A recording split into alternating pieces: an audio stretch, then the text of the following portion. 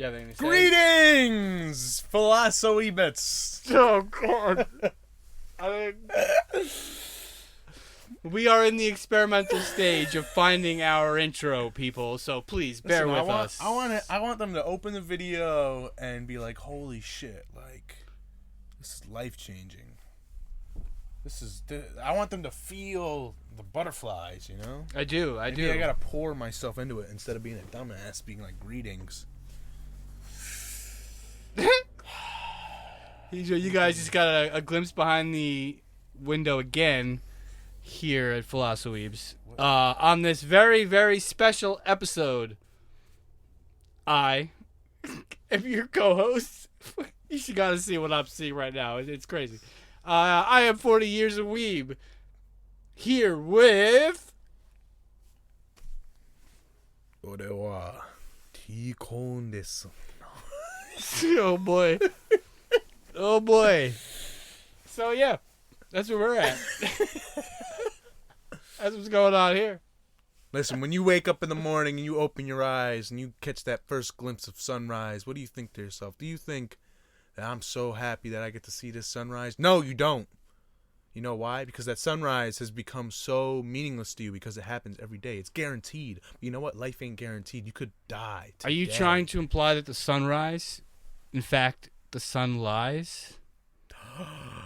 The sun lies. Real eyes, real eyes, real lies, real lies. This has nothing to do with what we're here to talk about today, folks. We're talking about Just Elusive Samurai today. Although there were some lies happening in that show, for sure. Yes. There's some lies, some betrayal, some backstabbery, some tomfoolery, some dumb fuckery. Anything else? I'm thinking. Nah.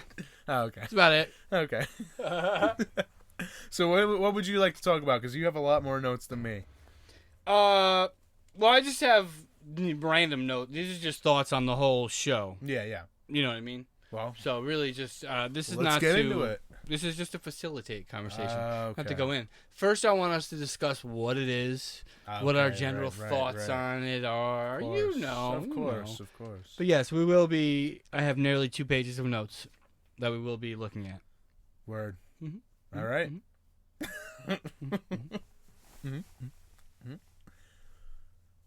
So you've seen the entire series. You watched the whole first season. The whole first season, yes. Okay. Which I love the outro, by the way. Yeah. Kamakura style? Yeah, I have a note that just says Kamakura style because I also love it. Kamakura style. Yeah, hell yeah, dude. So like one of the things we talk about music all the time on this show, but I think there's like I have like a shameful weeb secret that I don't think I've ever really told anybody. Okay. A lot of the times, unless like there's special circumstances, stanches, and conditions, I don't watch the opening and endings the first time I watch a show until like the last couple episodes or after I've watched the whole first season. Okay. Because I hate knowing stuff. Like a great example is like Girls Band Cry. You watch the first episode, you see them on stage with like 5 of them. There's no tension. Will this person or not? You know, there's a whole fight. Are they going to join the band or not? Is the drama of the show? I see. You know they're going to join the band. You saw them on fucking stage playing again. You know what I mean? Okay. So I a lot of times just skip it until I've seen the whole shit. Then I'll watch it. That's fair. Unless everyone's like, this fucking song's a banger. You got to watch it. You got to check it out. Then I'm like, all right. Yeah. So most of the time though, I don't watch it. Got it. But this being my second watch through, obviously I did. Got it. Yeah. I like the opening too, but not as much. As Kamakura style. I agree. Although I think the first one, probably nails the like when the show is at its lightest. I think the opening really nails that feeling, right? Yeah, I think thematically it really works. Absolutely. Mm-hmm. Oh yeah. For anybody who hasn't seen the show, we're gonna do a light, like spoiler-free synopsis and opinions, and then we'll tell you, like, hey, if you want to watch it, stop here. Good? Got it. Okay. Basically, dude, his name is Tokiyuki Hojo. his father is the shogun. And his father's basically like a puppet shogun. The real power lies with the emperor. And eventually, one of the shogun's men, Takauji, kills him. Right? Mm-hmm. And kills basically his whole family and everybody loyal to him. And so Tokiyuki, the surviving heir, escapes with a Suwa priest named Yorishige and his daughter Shizuku. And they basically like escape to go and, I guess, train him up, educate him, and, you know, basically gather loyal retainers around him so he could eventually come out of the shadows and try and regain the shogunate. Right? I guess the story in a nutshell. Yeah. I don't think we should say more, right, for the spoiler-free Nope. part. Nope. Agreed. So overall, I'm going to say I love this show. Yeah. It's one of my favorite shows I've ever seen. Like, I like it that much. Okay. So I will say that, hands down. Cool. What's your opinion? I don't think it's one of my favorite shows I've ever seen, but it's definitely amazing. I loved it. Fantastic animation, lovable main character, lovable characters in general, good plot. Yeah. What a fucking cutie Tokiyuki is. Oh, yeah. He's adorable. He's so goddamn adorable, man. Before I even started the series, I thought he was a girl. Just from looking at... because he's so cute. Yeah, because he's just cute. I'm like, oh, this is the son. I'm Yeah, like, he's a oh, boy. okay. Yeah. No, yeah, he's adorable. Oh, And fucking such a cutie, man. Yeah. I love when Ayako is always like, I just want to hold him. And they're like, when they're fighting, like, she's like, oh, you're doing so good, you're so strong. She's like holding him back with one hand, the other hand, she's like patting him and shit. That's fucking great, man. Nah, he's like the ultimate, like, shonen main character, because he's just like a little goofball, like, he doesn't even like fighting. Well, I mean, he does. He likes running away. Yeah. He likes the thrill of almost getting killed. Yeah. At one point, He's a masochist. Dude, at one point, one of the characters even says he gets off on it. Yeah. And it's like, oh, this kid's what, like 9? Yeah. Let's not say he's getting off, but, you know, whatever. Yeah. You know. Mm-hmm. Yeah. So that's basically the gist. Like, the kid's really good at running away, so hence Elusive Samurai, to, like, a freaky extent. There's some really cool, and some of the best animation in the show is used when he's dodging things and jumping. Yeah. In one particular fight, like his feet are glowing basically, and he's like jumping, and there's trails and shit, and it looks so cool. It's such an interesting world too, because it's like, I mean, it touches. Do you on mean like in feudal Japan? Well, yeah, but it also like touches on like with the spirits, and like there's like the demon boar. I'm like, what? Like, where are we? Like, is this feudal Japan, or is this like an alternate version of it? Both. Yeah. So like what I understand from like Japanese history, actually I wrote it down. There's a point in the show where they're talking about, you know, like the religion in the country. Prayer was pragmatic public work. And it says, like, you know, there was a disaster that happened, and, you know, the local priests, you know, prayed with everybody, and they claim that, you know, God stopped it for this, and they get, like, paid and publicly thanked. Yeah. You know what I mean? So, like, and the Japanese people are still very spiritual. They'll tell you they don't believe in God, but they're still very spiritual. Yeah, yeah. And, like, their belief system is basically, like, everything has a spirit. Yeah. So, and the show is only in, like, I think the 1300s, something like that. Yeah. Like, and everything is alive to them. Like, at this point, they don't understand anything yet. So, like, all of that talk and him and the spirits, yeah, we're just gonna say it's real. Like, this version of Japan had actual spirits that they could see. I see. You know what I mean? Yeah, yeah. And what they're also saying is, hey, man, you know, that was hundreds of years ago. You don't know for sure. Yeah. Yes, it was fucking real. This priest did stop this earthquake. Yeah. You know, that's kind of what they're saying. Like, you know, religion, life, everything is stories. Like, what's the harm in believing that he saw these spirits? You know, and it's especially interesting that he was only given the ability to see them for a brief period of time. Yeah. Right? So, I mean, that's another. I mean, that's it. And also, okay, so I mean, this is technically spoiler, but who gives a fuck? Because it's a spoiler about a spirit, right? Yeah.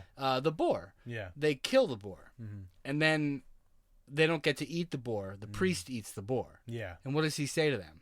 I don't remember. I'm purifying it in my stomach. Yeah. Yes. And we're all like, oh, bullshit. Yeah, this lazy yeah. priest just eats everything. He just wanted a free meal. Yeah. But then later on, we see this demon boar in the sanctuary. Yes. Do you think if the priest didn't eat him, would he have been allowed in that sanctuary? Because he was a corrupted spirit. He was a demon boar. Probably not, right? Yeah. So the priest was actually doing like the right, by their belief system, he was doing the right thing. He wasn't being an asshole, but it's how we perceive him to be. Yes. That's some interesting shit. And we see the boar smiling and happy in this, like, I guess we'll just call it heaven for the spirits, right? That's cool. I mean, this is a show about a kid who loses his family in a massacre. There's like heads rolling. There's all kinds of shit in this show. Yeah. But it's gonna take a moment for that. I like the Shinto stuff. You know, it was my favorite part of like Your Name when they get into like making the sake and the like, you know, they discuss the red thread of fate and all that shit. Yeah. That's interesting. I think that's really cool. Yeah. You know? It's beautiful. I mean, it's honestly, it's a beautiful belief system. It is. You know? Especially when, like, at the end of the day, they go through all these rituals, all this stuff, and at the end of the day, they're like, yeah, we know it doesn't really matter. You know, like, they know that, but they're still going to do it. Beautiful. It's fucking beautiful. It's great. That's, Mm-hmm. Wow. We know it doesn't matter, but we're still going to do it just... Because it might matter. Because, Right? It might matter. Yeah. We don't know. You know? Yeah. And I like this stuff. I mean, like, because I'm like rewatching Vikings here and there. Yeah. And you know, if you think about like Norse history, it's all this shit. I mean, it's all stories, all of their belief system, everything they did is all just like people sitting around a fire, like basically bullshitting. Yeah. You know, man, this guy was so badass. He was able to take the snake that held up the ocean and fish for him. Yeah. Like, who can fucking do that? Thor can do that. Like, this is how this went. Yeah. This is drunk guys around a fire having fun, you know, bullshitting.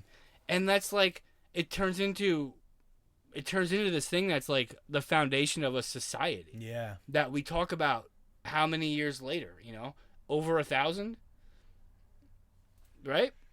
It's very cool. It is. It's very cool. Shintoism's got a lot of that shit too, man. All that stuff. Even like going down to like yokai, you know, like stories and beliefs. It's some of my favorite stuff. It's why I'm obsessed with fiction. Dawn to dawn. Dawn to dawn. Yeah. Yep. So, I don't know. Elusive Samurai has a lot to offer. I highly suggest anybody check it out.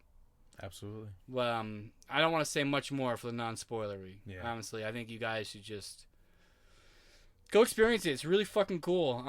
Just because it's a bunch of cute kids, don't think it's gonna be just a cutesy little thing because it's gonna be bloody. Yeah. Right. Yep. Surprised me in the first 10 minutes. Not even like the first 5 minutes. Yeah, it happens almost immediately. Yeah. And then the second episode with the uncle, you're like, fuck you. Yeah. So definitely check it out, guys. And if you don't want it spoiled for you, turn this off now because we're getting into it. All right. We're getting into it. Here we go. So like, what like struck you most that you just like wanted to? So, I mean, like we were talking a lot about like the spirituality and all that. But really, I feel like Tokiyuki, like as a person, is very interesting, and the people around him are very interesting. Because my main note that like popped up for me, the only note I ever took for the show was Kojiro, which is the kid with the buns and the sword. Yeah, his like adjutant. Yeah, like he's, you know, their relationship is like, oh, he's gonna be the general. Like, I'll make you a general when it's time. And he's like loyal to Tokiyuki, and he protects him and does his thing. And it's very interesting because he's so much stronger. Well, like, I mean, so strength is very. He's a better warrior. he's a better warrior, but it's like kind of hard because like when we're gauging strength in this show, like Tokiyuki is strong because of his ability to be elusive, right? Where Kojiro is strong because he's good with the sword, he can actually do damage. Let's say they're opposite. Like Tokiyuki is strong because of his ability to run away. Yeah. Kojiro is strong because of his ability to stand firm, which we absolutely see in the end of the season when he's fighting. Yes, this is where my note came from. Yeah, when he's fighting the general, that big fat guy. Yondemo or something like that. Yeah, I don't know. But so what was interesting to me was like, why? And this is kind of less about the show and more about psychology and philosophy. But I mean, hey, that's what we're all about, right? Sure. So why does Kojiro as a person choose to allow Tokiyuki to lead him rather than be like, I'm gonna be the leader, right? What you're getting into is the psychology of like the shit that we complain about, though, is nobles and commoners. Yeah. You know, like, why? Simply because he is a Hojo. Nothing more than that. Yeah. Sojiro follows. He lives and has grown up in Suwa territory. Yeah. So he follows the people who lead Suwa Shrine, which is Yoshigure or whatever, Yorishige. Yeah. And Yorishige follows Hojo. Bottom line. That's it. There's nothing, you know. Yeah. And then later on, he even says, I don't follow Yorishige anymore. I follow Hojo. Yeah. Right? And that's really it, because he's not a noble. He has no ambition to be that. And he knows he wouldn't be accepted either. You know? Yeah. They're so, like, prickly. Like, we can't understand. We'll never understand this. Like, I'll never think someone's better than me and should be allowed to live in the bigger house strictly because of who they are. Yeah. No, I don't think so. You know? I don't know. Yeah. So. Interesting. Like, if you lost everything, I'm not going to help you get it back. Yeah. No, fuck off. Like, at least Gemba's, like, in it for the money, you know? Yeah. I love Gemba. He's expensive, too. Yeah. He annoys me. But, really? Know, he's all right. I don't hate him. I don't hate him. He's too much. Huh. It's because everyone else is he's so in stark contrast to everyone else. Okay, I get it just bothers me because everyone else is so sedate compared to him. I guess that's why I like him, because I'm just over here complaining about Kojiro. Right. But I like that. I mean, it's what I'm looking for in the show. I find this show to be very, like, contemplative. You know, I like that about it. Like, Ayako's funny and up. Yeah. She's up enough for me. I don't need him to fucking... Yeah. He's flipping over everybody. Put your wiener away. Stop it. You know? Behave yourself. Those poor shrine maidens. Yeah. Yeah, he get his nosebleed every time he saw the girl. Dude, I fucking wrote it down when Yorishige can't see the future and they're about to leave and he's like listing all these reasons why he shouldn't leave. One of them was like, what if he sees, I want the exact words. I remember this. Where is it? Oh, there's, what if he passes by a sultry woman and dies from a nosebleed? That's one of his concerns. But then later on, we see Senba narrowly die from a fucking nosebleed from the same woman picture. Yeah. That was good writing. Let's look at the writing for a minute too. Yeah. Because there's also something I find very interesting in here. So like, one of the differences in Japanese comedy and American comedy is the repetition, rule of repetition. Yeah. Japanese is twos, the rule of twos. America is three. In this show, it actually says it only works if you do it twice. It doesn't work a third time. I thought that was fucking hysterical because, like, here in America, you know, the third time is what hits it for us. Yeah, I like that a lot. Third time's a charm. And there's a lot of like little stuff like that. Like, you'll see if you're paying attention, they're doing things throughout the show. Some of them are obvious. Like at one point, they're playing hockey. Yeah, but they're doing anachronistic things. They're anachronisms. But they are not accidental. Yeah. You know what I mean? It's specifically because Yorishige can see the future. Yeah. He's seen hockey, but they never explain that to us. You know what I mean? I really like that. There's a lot of little things like that in this show. I think it's really cool. Yeah. You know? It fucking nails it. This show really, really nails it. The character stuff, when they decide to do it, it works. Let's talk about the villains. Okay. I find this very interesting. Yeah. Because he's the elusive samurai, they're the elusive warriors, Mm-hmm. and it starts off like sensory based. You know. Yeah. That's cool. Yeah. Like Sadamune, like he's incredible eyesight. He can see everything. Bug eyes. Fucking crazy, creepy motherfucker, right? Yep, With them yep. eyes. Them eyes. Yep. Like, it's wild. And then you've got his, like, right-hand dude. Little squirrel guy. I guess I always saw him looks as like a squirrel mouse. to me. Oh, okay. That makes But, sense. yeah, whatever. Yep. Was it Ichikawa? Ichikawa. But I actually like him. He's smart. He's a thinker character. Yeah. However, his big-ass fucking ears have mouths in them, and they talk. Bro, I can't. When there's a scene when the fucking ear and the eyes are talking to each other. Yeah. What was that? Where does that come from? I don't know. Some wild shit. Yeah. But it's really interesting that they do this. I wish they did more with it. I feel like it's a wasted opportunity. Obviously, they're not done. They're still around, so we can keep going. But I like that idea, right? Like sensory type villains for people who escape. That was cool. Yeah. So I have really high hopes in the future for that. I hope to see them more. And apparently, if you pay attention, they say that this is one of my regrets. I meant to research actual historical fact about this. Yeah. I didn't, so I apologize for that. But it did say that Sadamune was the guy that like founded the type of archery they still practice today. Oh, okay. Like competitively. Yeah. So that's fucking fascinating. Yeah, that's really cool. Right? Man, that was really fucking cool. Then you have the ant guy. Oh yeah. Dude.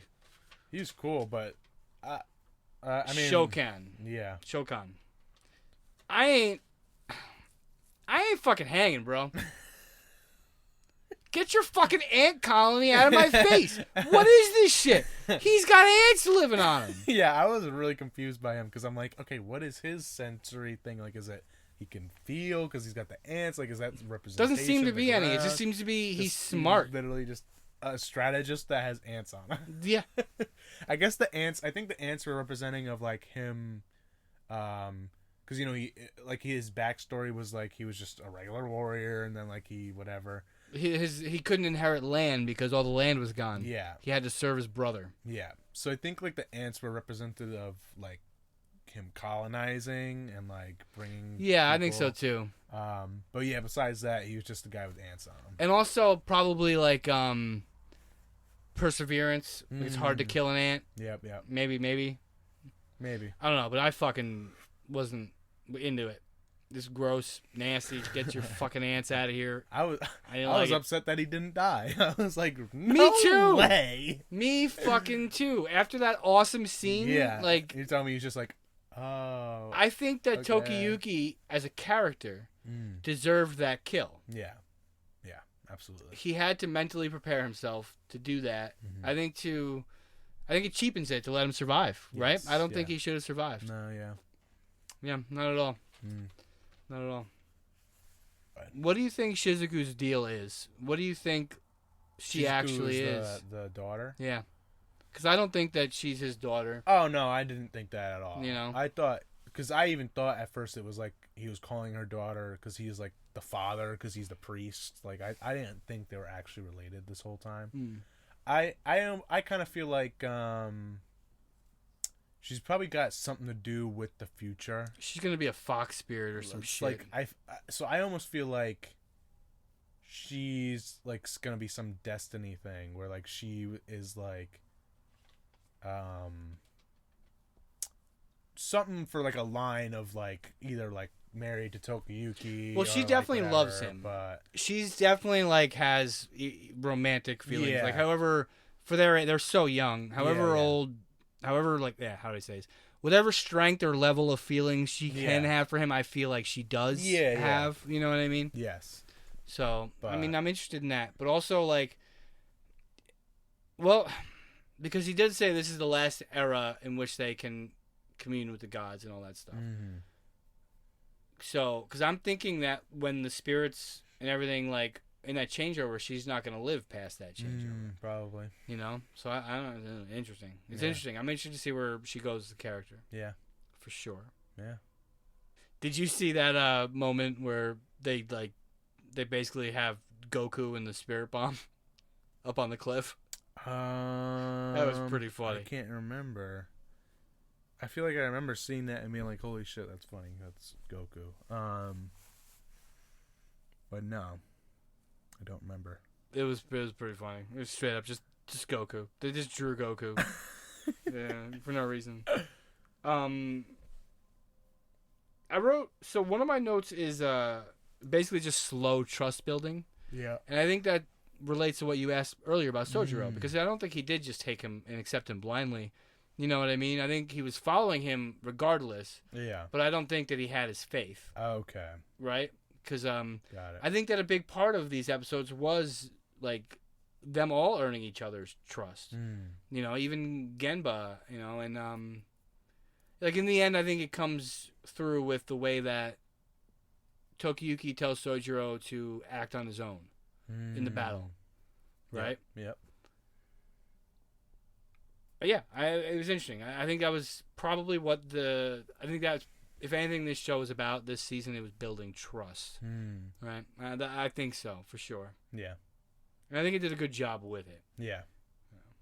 So, I mean, first off, the show goes all over the fucking place, and I really like that about it. There's an entire extended sequence built around a sex doll joke. Yeah, I wanted definitely to talk about that. Oh my god, that was interesting. Oh my god, I could not believe I was watching. I was like, "Is this really happening?" I was so nuts. Did they like?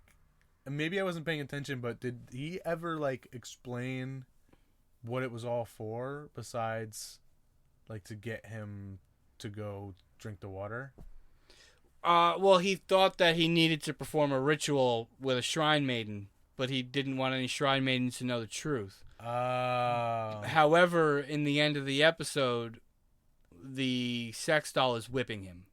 Yeah, but I think it was bullshit. I think he just wanted a sex doll. No. But Tokiyuki said he had to do that because everyone was thinking Tokiyuki was making a sex doll for himself. Yes. And he's like, you need to clear this up because. Oh, you think he was only doing it? Well, I think I'm pretty he was sure that's what he said. I mean, he might have been enjoying it. He did. So wait, what was your question again? I'm sorry. Just if I couldn't remember if he actually explained like if there was actually any reasoning besides it being a sex doll. I think legitimately he was gonna try and use it for a ritual. Okay. But then he was like, "Wait a minute! I think this water's probably actually gonna do the trick, so I don't need to do that." I think so. Okay. Because that's what he said. He's like, "I need a shrine maiden, but I can't ask these shrine maidens, so we got to make a shrine maiden." If you're gonna make a shrine maiden, I don't know. Straw's not comfortable to fuck. It can't be.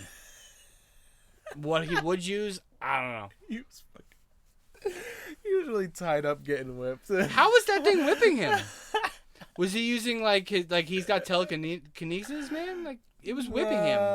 I think I think it was supposed to be like a machine, like or something. I don't know. Tokiyuki's talented then. I guess so. For sure. For sure. So yeah, really before we go, I just want to talk about some of the art choices. Yeah. There's some really, really cool stuff going on. Let's first go with Takauji, the bad guy. Yeah. This dude, he's a guy who literally in one stroke takes out like 50 guys' heads. Yeah. Awesome. When he draws the picture of the Buddha. And the shit. And he's like, I drew a beautiful picture of the Buddha. Oh, you have to look at this. It's so beautiful. His brother. Oh my God, his brother. And then from his brother's point of view, we see his picture of the Buddha. And yeah, there's a picture of the Buddha. But the entire wall around it is like a demon eating the fucking Buddha. Yeah. And it looks so cool. It looks great. Incredible. I really like a lot of the demonic imagery they use for Takauji. But speaking of demonic imagery, they used the same with the uncle in the second episode. When the uncle betrays them and they're fighting. If you look when they unearth the ground and there's like all this like dirt and dust flying everywhere, and the uncle's going at them through it. I think I remember this. He's got fucking Oni horns. Yes, yeah. And it looks great. Yes. It's such a cool fucking choice. Like this show, like at every turn, it really, really impresses me. Yeah. And Tokiyuki, like the bird like aspects that they do for him. It almost like is like peacock reminiscent is what I think of. Yeah, I But can see that. He has like those. I think it's supposed to be a phoenix. I have no idea. But yeah, just like a big, like furry feathered, beautiful like bird thing, just to represent him. It was really beautiful. It's so. I mean, there's such interesting choices. Yeah. While there's heads flying, there's also like art. Yeah. In the scene when he's fighting Shokan, the ant guy, and like, you know, basically for those who are still listening who haven't seen it for some strange reason, he basically dodges the guy's sword and slices his wrist open, and then just proceeds to dodge him while he bleeds out. And the entire room, he's trapped in a room with this, and the entire room is covered in blood. And as he's dodging, there's great animation. I was talking earlier about glowing shoes and shit. There's great animation, and it looks really amazing. But he's also dodging blood.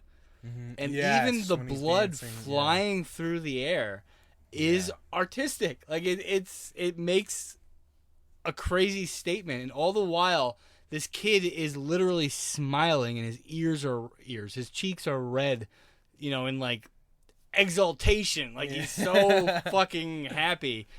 It's dark, man. Yeah. It's fucking dark. But the animation is so good. It's like, you should study it. If you want to learn how to like make cool shit, you should study this show. Yeah. Hands down. Absolutely. Yeah, I think that is definitely like the goal for animation is that show. This is the high bar. Yeah. Absolutely. It absolutely is. For sure. You know, speaking of Shokan, one of the most striking images in this whole show was the image of him on the battlefield holding his sword above his head, and there's blood going up his sword and then dripping off the top of it, down his head and his face, into a bowl he's holding. Yeah, okay, I remember And that. Dude, like, you want to talk like demonic. It's just like that. Yeah. And it is so crazy. And that's, as far as the art is concerned, like, that's probably the last thing I want to talk about. It's really fucking impressive. It's really impressive shit. Yeah. And we didn't even talk about Fubuki, who's also an impressive ass character. You know? Yeah. Fuck, man. Kamakura style. That's all we gotta say.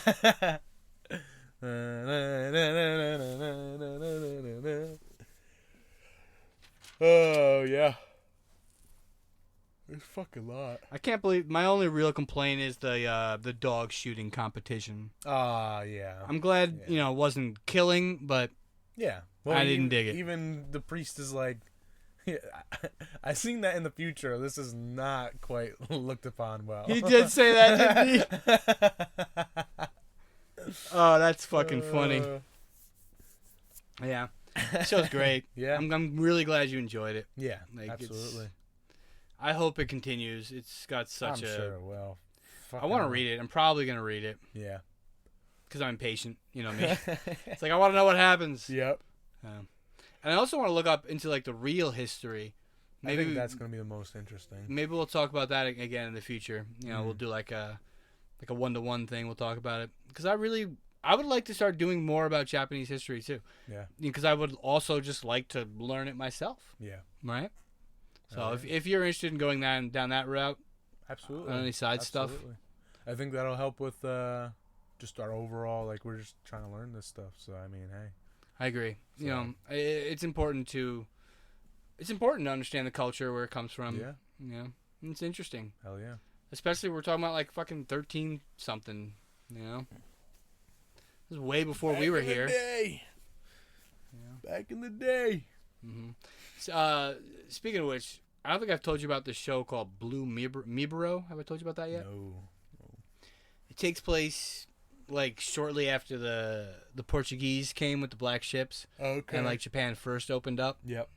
And it's about like this group of basically Ronin who are in Kyoto, and they're like they just basically take it upon themselves to act like policemen, basically. Very interesting, like very serious, It also is saying stuff though about like basic human rights and living. Interesting. There's only been I think 4 episodes so far. Okay. So I don't fully have a grasp on it yet, but it's probably something you're gonna hear about in the future. It's cool. Our only complaint, I don't think there's one female character. You know, so Interesting. what are you gonna do? It's worse than Blue Lock. At least there's one you see every now and then. Oh, I wish they had her in more, bro. She's great. Does she have a bigger presence in the manga? No. Okay. No. I wish she would. Bro, she's like if she was an actual character, she would be waifu as hell. Oh my god. I think she would be too. I agree. I don't know. He's fumbling with that with his writing. I don't know. He's not interested. I guess not. He wouldn't have created a story with a bunch of guys locked in a building together if he was interested in that. I guess that's fair. And also let's get into this, right? He doesn't need it. He honestly doesn't need it because really I complain about that just because I'm like a cis white dude who likes to see anime girls. He writes very well-rounded characters. Yeah. He has male characters who fit a feminine archetype. He has plenty of them. Yeah. My favorite character in the show, Bachira, fits very well into it. So does Nagi. Wow. Rayo even does in some of those times, even though he tries to be this fucking alpha fucking bitch. Chigiri. Of course, you know what I mean? Like, so like they're there. They serve any like absence of like the female energy that we're missing. These characters bring in. Yeah. You know. So what? They can't have a baby, right? So like this is the argument. Yeah. This is the argument of like why can't gay people have equal rights? They can. He's like showing us why they can. Look at this contained ecosystem succeeding. It's interesting. Sorry. You know what's even more interesting. I was gonna say right before you talked about gay. I wouldn't even think because I didn't even think. I'm not inferring that they are gay. I don't mean to say that. I'm not saying that either. But I'm saying the idea of not even gay, but like femininity in men, where masculinity in women. Like the idea that there is like this balance of masculine and feminine energy within all of us, creatures, beings, people, like. That I think that is a great way of writing. Is like he can find that in different people and he's doing it well. Like he honestly is doing it well. I'm not the biggest Blue Lock fan, but I do like it. I really do enjoy it. See, I love the manga. I'm gonna have to watch season 2. I'd probably like the manga more. I bet you I would. So, I mean, I think it's like anything. Like I like reading manga. Is great. Anime adaptation. I mean.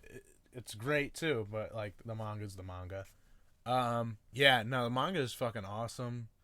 Yeah, that's all I gotta say. Okay, it's great. But yeah, no, he's got great characters. He's got great characters. Yeah, and I'm really liking all the new characters we're getting in the under 20 arc. Not so much the people on the U20 team, but the new characters in Blue Lock. Yes.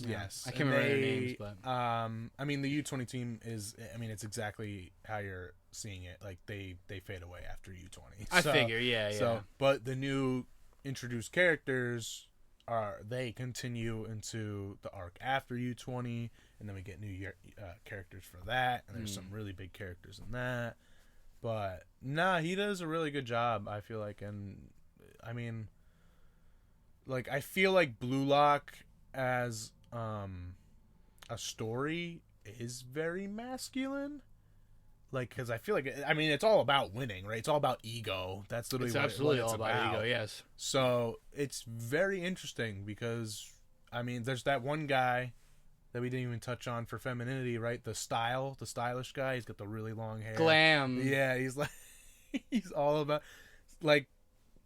Just stuff like that is just so interesting. Like everyone has their own style and way of going about things, and he really gets into after the U20 arc, which by the way I forgot to tell you, there's a part and it's the end of the U20 arc that is like, it's such an amazing part. It's something I put on my vision board because it's like so real. It's awesome, and it has to do with some of the training that happens before U20, but you'll see that when you get to it.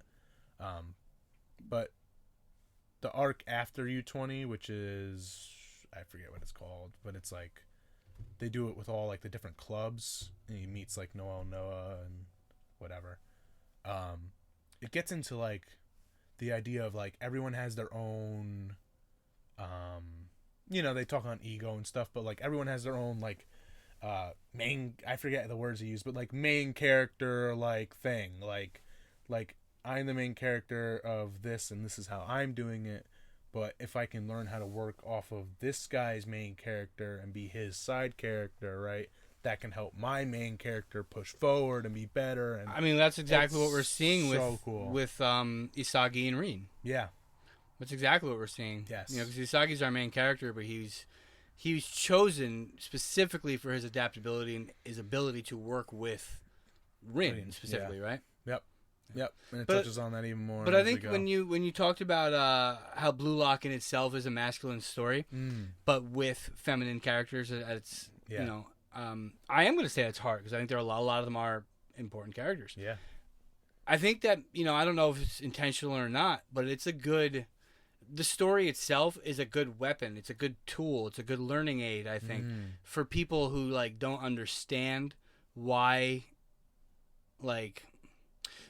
pure toxic masculinity is bad, right? Like, you should recognize these other aspects in yourself. Like, you like this thing, right? You like soccer. You like whatever. Okay, just because you can fucking break a beer bottle over your head, this guy over here, guess what? He's very similar to you. If you stop and give him the opportunity to play beside you, look at what magic can. Wait, let me rephrase that. Look at the chemical reaction that can be made. Yeah. Right? Because that's the point of the show. Yeah. So maybe it is intentional, right? I mean, maybe it is, because it's sending a very good, positive message. It is. But you know what? I'm even going to flip that on you, though. Sure. Because I think this book is also super subjective. Because when I was reading it, I got the total opposite message. Really? So when I was really getting into Blue Lock, and this is because I still read it, but I'm not it's not oh my god, Blue Lock. Yeah, you were into it in the beginning. I was really into it when when it was first coming out. I was like, holy shit! And we were just talking about this, right? I said my ego was at a high. That was because of Blue Lock. As corny as that might sound, it was making you feel winning. I read that book, and I was like, this is what I'm missing. I need to allow my ego to take me into the fray and to push me to where I'm scared to go or whatever. So you missed the point. Yes, well that's what I'm saying. Yeah, because the puzzle pieces, dude. Pure ego doesn't work. That's why there's puzzle pieces. Yes. So my message that I was getting was let your ego be your weapon. Obviously, Asagi is more his ego isn't his weapon. His weapon is his ego. I don't think I'm wording that right, but his ego is different. His ego allows him to use his weapon. Yes, because I think that he's got confidence problems in himself, and I think that if he doesn't pull up that ego, he can't create the chemical reaction because he's too content to watch and be awed. Yeah, because there's a lot of times where he's like, "Oh, Sugoi." Yeah, and you're all right, buddy, come on. Yeah, fucking run up the field, go. Yeah, So.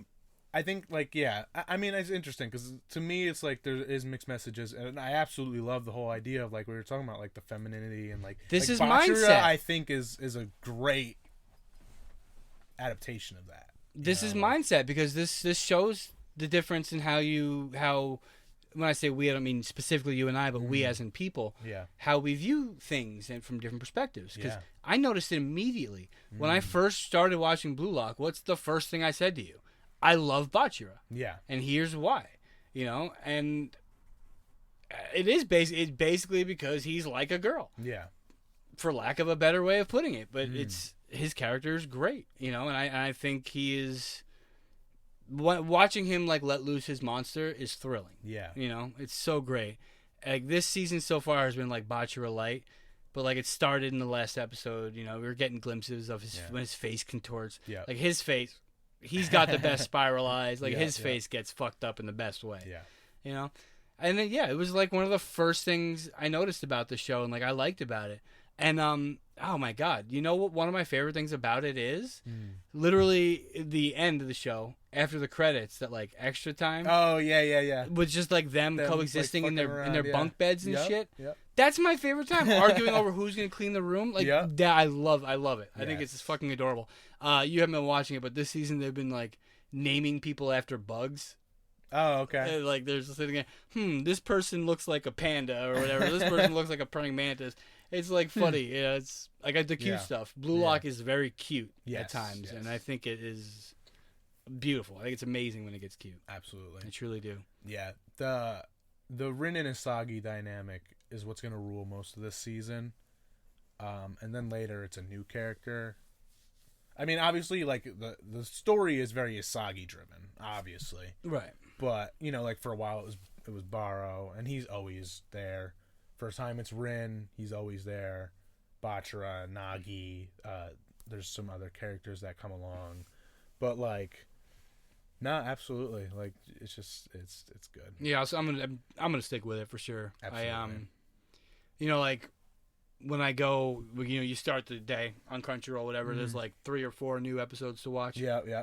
Blue Lock's always the first one I watch. Oh, word. Okay. I do. I watch it first because like there's a certain feeling of hype that I get personally watching it. Yeah.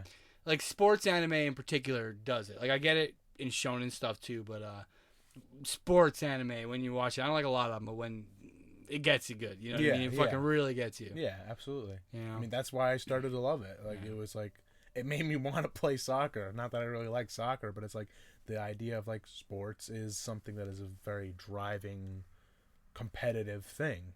The idea of being great at something. Yeah. Right?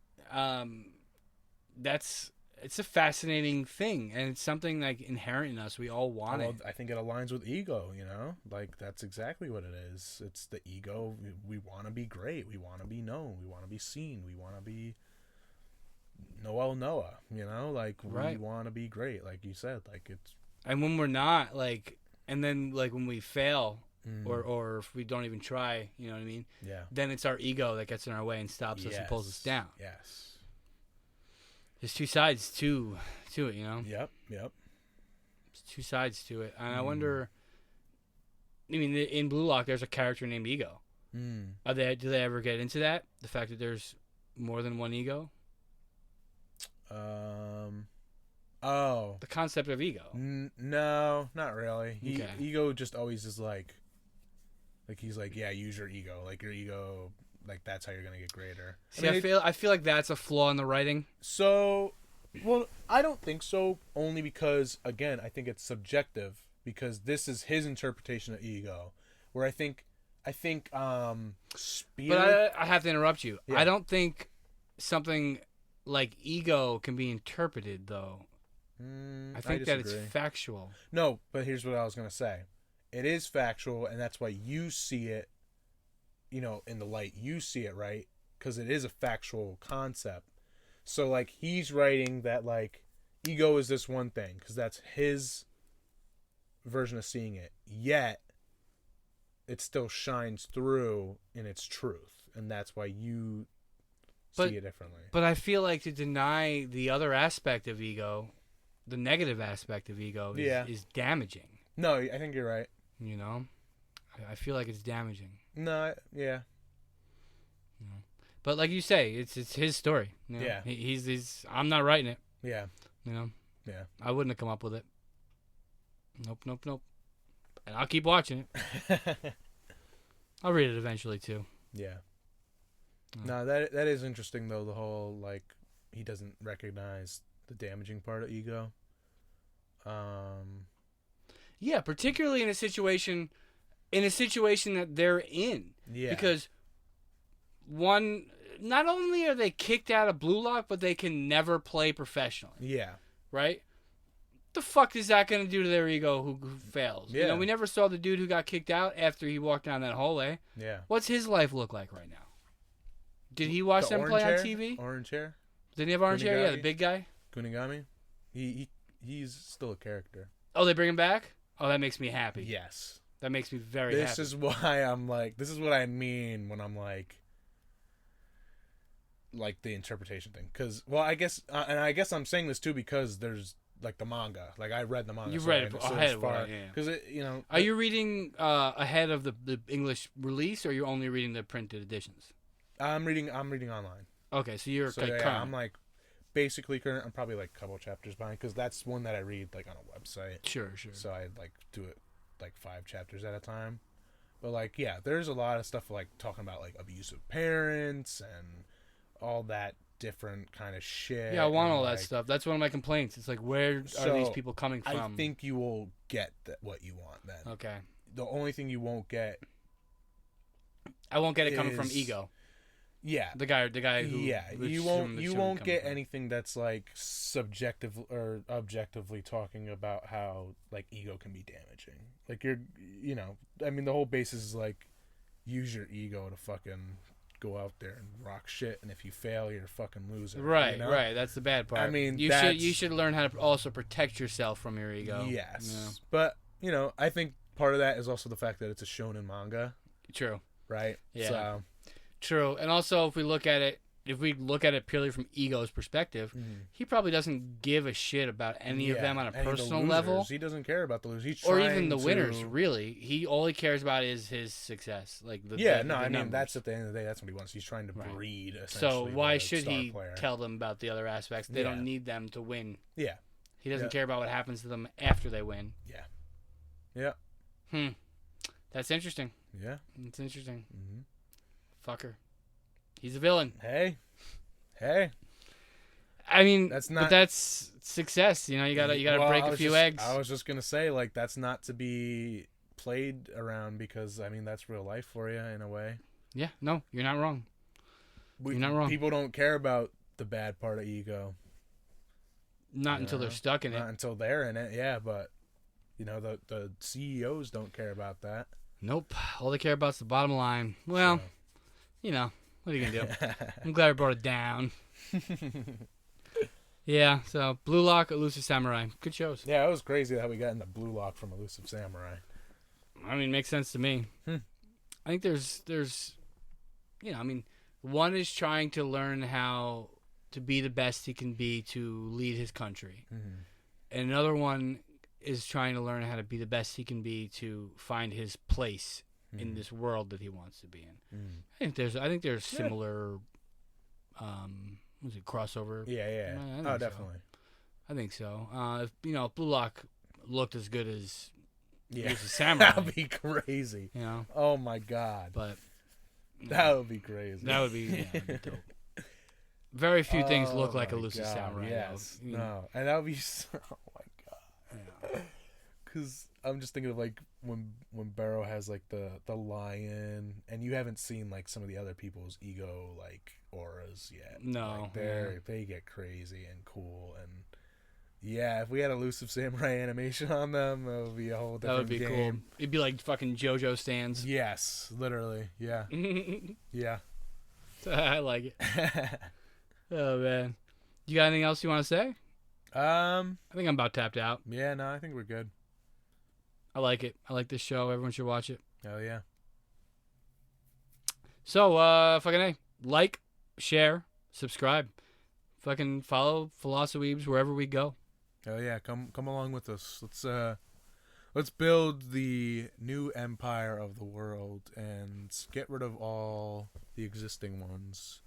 And I think we can build a nice little fort out of the wreckage and play soccer in it, maybe. And we'll just be like chilling, and yeah. So yeah, I mean, that's what we're going for here. We're going for a new weeb utopia. Yes. Actually, I do have something now. All right, what do you got? Actually, this might not really matter, but it was basically like I was talking to someone the other day about like we should just get rid of like all the guns and nuclear bombs and like just go back to like swords and shields and like just have an all-out war and like the winner wins, like, and then like you're chilling. And like, you know what, that's a good idea because it really shows character when like you're face to face. And I'm like, yeah, but then I think like Genghis Khan would rule again, like I think like that's what would end up happening. So, yeah, I mean probably. I don't know. Dude, yeah, the whole fucking it's interesting. You're right. It's all a nightmare and we're stuck in it, like we always talk about. Yep. But hell, man, I'd go out and sword fight if I had to. I was thinking about that too. I told you I was watching Vikings. I was watching them like just all these people just run at each other on a field. Yeah. And they just start stabbing each other. Yeah. That fucking sucks, man. Yeah, I mean, that sucks, dude. Okay, I don't want to talk about this too long because I know you're getting tapped out. But like, yeah, that's all right. Like, what do you think of that? Because like, if we were still in that time, like, We'd let's be say we doing just it. we would be doing it. Okay, but I guess here's what I'm trying to say. Like, so like, think about our like society now, right? Like, and I know you're big on this, like, protect the weak. Like, everyone deserves a fair chance. Like you didn't get that when you were in Viking times. Not at all. So like part of it is like, yeah, like it's kind of unfair now because it's based off of money, it's based off of military, it's based off of this, that, and the other thing. And we could say like, oh yeah, like go back to sword fighting, like let's see who's really powerful. But then it's like we lose that like humanity, quote unquote, of like sticking up for the little guy and like, you know, trying to help each other. And while there was still some of that, you know, it's like very interesting, like the duality of it. It is, especially because like because you think about it, like, you know, they all have like their villages or towns or whatever, right? And like everybody had to work and do things to get it all going, and to all had to fight with each other to protect the town. Yeah. So like, you know, if you're weak, you couldn't fight. Yeah. Right. So like they basically just let you die because you couldn't help them. Yeah.